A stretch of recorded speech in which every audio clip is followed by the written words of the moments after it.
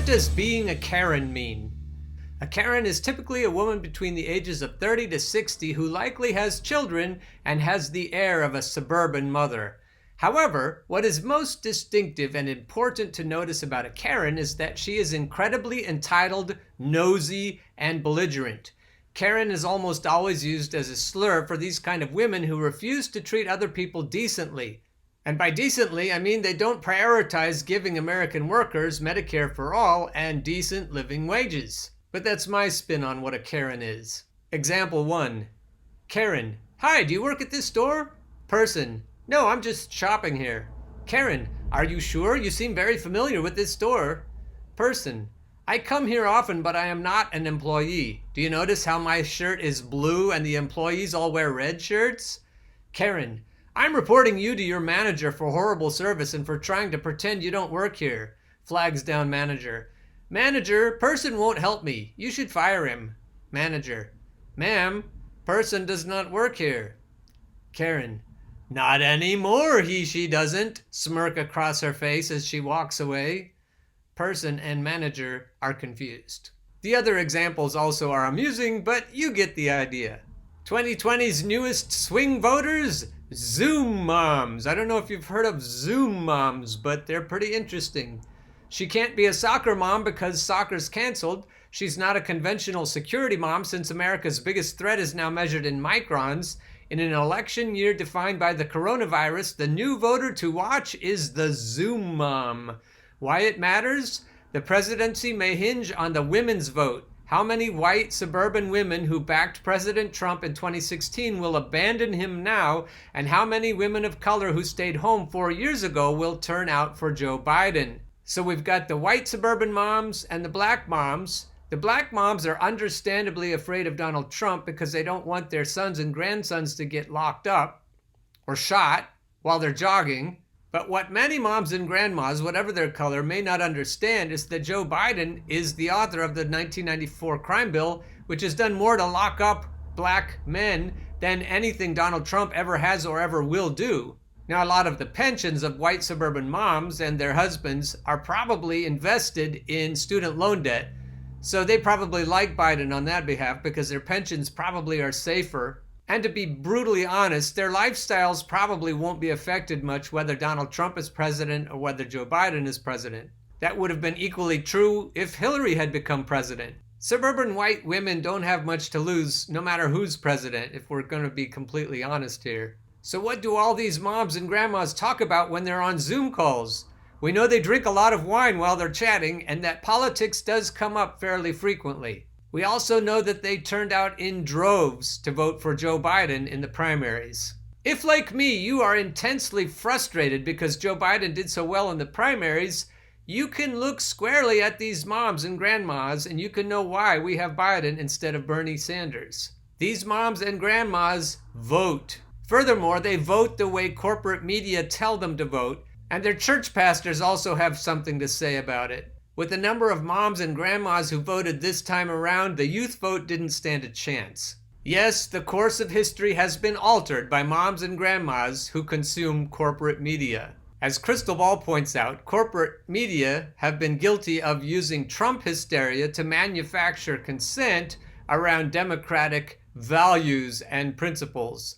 Lesser evilism is a lot more attractive when you have a suitable bogeyman to make people afraid of. The most notable example of using Trump hysteria to manage narratives has been in the case of Russiagate. The deep state and corporate media together have been foisting upon all of us the idea that Russia has meddled in our elections, when in fact, no such meddling is substantiable. When all is said and done, Russiagate is a hoax, foisted on us by corporate media. And as Crystal points out, Trump hysteria is also being used by corporate media to try to get us to vote for Joe Biden. It's being done the same way as in the past when corporate media tried to get us to vote for Hillary Clinton. What this does is when you're having a conversation with one of these moms who swill the corporate Kool-Aid and you start saying anything bad about Hillary Clinton or Joe Biden, they shush you and they tell you, hey, no, Donald Trump is so terrible. What about SCOTUS? Come on. And they just start going through all of the talking points that the corporate media teach them to talk about. You know, all those talking points that they talk about with their fellow moms on Zoom calls as they drink their favorite wine. Like Russiagate, the flames of Trump hysteria have been fanned into a raging conflagration. So again, if you're frustrated by the fact that Biden is the nominee, these moms and their consumption of corporate media and their belief that Trump is Mussolini and Hitler and the devil all rolled into one are why we have Biden. To abandon, in other words, the principles of discretion and confidentiality and obedience to the law, which he had surely held throughout his years of government service. And what was the cause which led this analyst to abandon these long-held principles? Helping the resistance and hurting Trump. So she's talking about a government worker who did some unethical things. He turned over information that he wasn't supposed to turn over because he'd been watching so much cable news and he believed Trump was so horrible that it merited him breaking the rules. He pled guilty to unauthorized disclosure of confidential financial reports. His lawyer described him as a victim of cable news. You can actually kind of empathize with Mr. Fry because honestly, his behavior is perfectly consistent with the existential hysteria which has gripped the Democratic Party and been exploited and inflamed by cable news and honestly plenty of mainline journalists in the era of Trump. It stems directly from a view of Trump that would liken him to the greatest and most monstrous villains in history, Hitler and Mussolini combined. This is kind of a delicate thing to argue because I am obviously no fan of Trump. I consider him dangerous in his incompetence, venality, impulsiveness, and repeated demonstrated corporate fealty. But after evaluating his bumbling, mean-spirited kamikaze time in office, I don't see him as uniquely evil or even a unique threat to the Republic. And in a few discrete instances, I actually see his policy as an improvement over previous administrations. I am much more terrified of the ideologues of the Bush administration, backed by the full force of the military-industrial complex and the national security state, and aided and abetted by the so-called liberal media, than I am of the parade of fools and grifters currently embarrassing themselves in the White House. People were flummoxed that Hillary Clinton, as bad as she was, became the Democratic nominee. How could voters accept someone so terrible to become the Democratic nominee? Well, we're about to ask ourselves the same question with regard to Joe Biden. How could someone so terrible be acceptable? And when you get to the bottom of things, the root cause is that voters have been brainwashed into believing that Donald Trump is as evil can get. And that's the only reason you'd ever accept somebody like Hillary or Joe. This is a piece from Counterpunch by Ted Rall. If Trump wins again, don't blame progressives. The corporate conservatives who control the Democratic Party are suffering from cheater's remorse. The DNC and their media allies, NPR, CNN, MSNBC, New York Times, Atlantic Monthly, Vox, etc. That's a pretty good list. If you want to come back to this in the future, that's a good list of the media allies. They have subverted the will of primary voters, undermining initial frontrunner Bernie Sanders in order to install the worst candidate of the 20 centrists in the campaign. I've never heard anyone make an even kind of successful argument against that point. Biden is absolutely the worst candidate of any, including Bloomberg, if you really get serious about it. Bloomberg, to me, is the most likely candidate to be the worst if you don't choose Joe Biden as the worst. Now the power brokers are worried that the befuddled Biden, whom they touted as the most electable against Donald Trump, will lose to him. Rather than take responsibility for their idiocy and force Biden to pull out of a race for which he is obviously physically and mentally unprepared, the corporatist sellouts are preemptively blaming the progressives who warned them about this exact scenario. What this shows you is the insiders don't really care if Trump wins, but they just want to have someone to blame when their readers come after them. Hey, you said Biden was electable.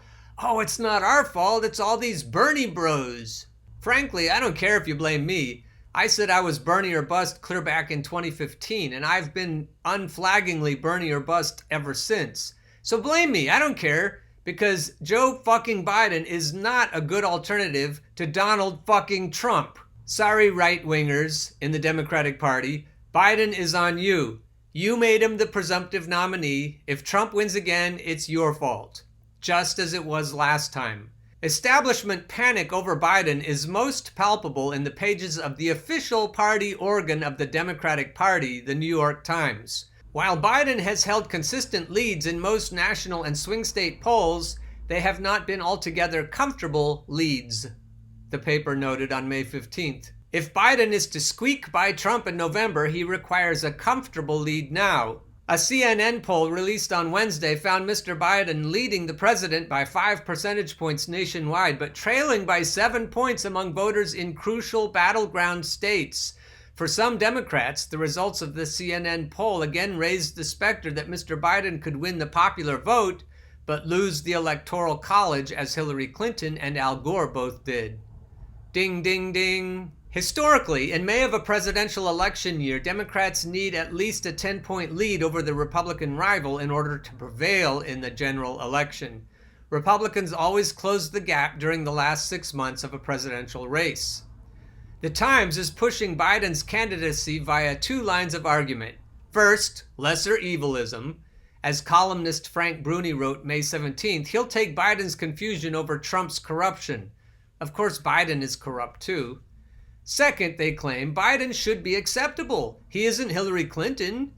Due to the coronavirus crisis, Bidenites say their man is willing to pivot to the left. Never mind that progressive programs need to be in place before a crisis, not ramping up a year after it begins. The second argument is the easiest to shoot down. Biden has a decades-long track record of voting and governing to the right, including voting to invade Iraq for no good reason. Even now, as tens of millions of Americans lose their jobs and thus their health insurance, Biden refuses to join the rest of the industrialized world by endorsing single-payer health care. Progressives don't trust Biden. They trust history. History proves Biden isn't one of them. Bruni's argument involves magical thinking, too. At the end of the day, Biden can be trusted to do what Trump didn't and won't: stock his administration with qualified professionals. He could compensate for any supposed cognitive deficit with a surplus of talent, Bruni says. There is no evidence, none, zero, zip, that this is true.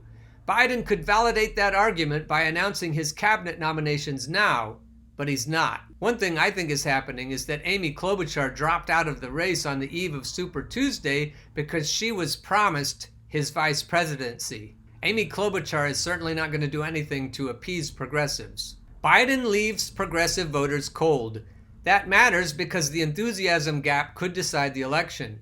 Trump had a consistent edge over Hillary Clinton in enthusiasm in 2016, reported CNN's Harry Enton. His voters were 4 points more likely to say they were very enthusiastic in voting for him than Clinton's were for her in the final ABC News Washington Post poll, even as Clinton led overall. That enthusiasm advantage should have been one of the warning signals to the Clinton campaign. Trump's current edge in enthusiasm over Biden is even larger. Much larger. In a late March ABC News Washington Post poll, 53% of Trump backers said they were very enthusiastic about voting for him. Just 24%, less than half of what Trump has, less than Hillary had. Just 24% of Biden backers said the same about their guy. If anything, the enthusiasm gap might widen as billions of dollars of stimulus payment letters bearing Trump's signature hit voters' bank accounts and he wraps himself in the trappings of the presidency while Biden sits in his basement trying to figure out how to use his computer camera. If I were Trump, I'd be planning my second term. And let's not forget how we got here, Zoom moms. When Bernie Sanders announced he was running again, Democratic-aligned media outlets said he was too old. Mr. Sanders would be 79 when he assumed office, and after an October heart attack, his health is a serious concern, the Times said in its absurd editorial joint endorsement of Amy Klobuchar and Elizabeth Warren. Then, when Bernie emerged as frontrunner for the nomination, corporate media presented him as an existential threat. Head-to-head polls showed he was at least as electable as his rivals, yet journalistic organizations stated without evidence that a left-wing Democrat couldn't beat Trump. Headlines proliferated. Can Bernie be stopped? Bernie Sanders can still be stopped. The Stop Sanders movement has gone public. CNN even compared Sanders to the coronavirus. Remember all those "Can Obama be stopped" headlines from the 2008 primaries? Me neither. When it came to Bernie, pseudo-liberal media didn't pretend to be objective. The DNC went after him like crazy. Bernie Sanders won the key Iowa caucus, but Democratic vote counting chicanery cheated him out of the PR for his win. Party insiders believe that Barack Obama personally arranged for Beto O'Rourke, Amy Klobuchar, and Pete Buttigieg to endorse Joe Biden the day before Super Tuesday. Speaking of which, Sanders won California, the biggest state, but the vote count mysteriously took days, denying him a big headline and an accurately optimistic delegate count in media coverage. They're still at it. At this writing, party leaders are trying to prevent an embarrassing protest vote against Joe Biden in New York by fighting in court for the right to delete Bernie Sanders from the state's mail-in primary ballots. A Times headline from February 20th proved prescient. Democratic leaders willing to risk party damage to stop Bernie Sanders. They got what they wanted. And if, like me, you currently are in conversations with these Zoom moms, you'll know that they're still right behind Biden. They still are swigging the corporate Kool-Aid. They still would vote Biden if Obama told them to, no matter what anyone else had to say. Biden showed us yesterday that he doesn't give a fuck about black voters. In an interview with Charlemagne the God, he was very condescending and very dismissive of black voters. He's not willing to choose Kamala Harris or to commit to choosing a black woman as his vice president. And why is that? It's becoming increasingly clear to me that he promised it to Amy Klobuchar, as I said a few minutes ago. And again, he's using fear-mongering of Donald Trump. He said, if you can vote for President Trump, you ain't black. Can you believe this guy? And don't take it from some old white guy. Go on Twitter and see what black people's reaction to this statement was.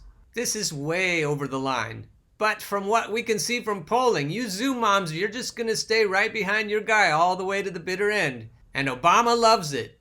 The machine loves it. The CIA loves it. The deep state loves it. Hollywood loves it. Hillary Clinton loves it. And why is that? Because the existential threat of a Bernie Sanders candidacy has been averted. Oh yeah, I believe you're afraid of Donald Trump. That's why the next few years are going to be so horrible. Because all the wine moms I know are going to come after me and they're going to say, it's your fault we have Donald Trump. It's your fault. No, dear, it's your fault for swigging corporate Kool-Aid and too much wine while you're watching it. If you really want to do a service to humanity, you should unplug these wine moms from their televisions. This is David Brock. In 2016, his super PAC, Correct the Record, was paid $6 million by the Hillary campaign to attack Sanders supporters on social media and spread disinformation. That's when we started to hear vote blue no matter who everywhere we went on social media. In 2019, he has a new super PAC, Share Blue, which was paid over $15 million by a group of billionaires to do the same exact thing. Nice, huh?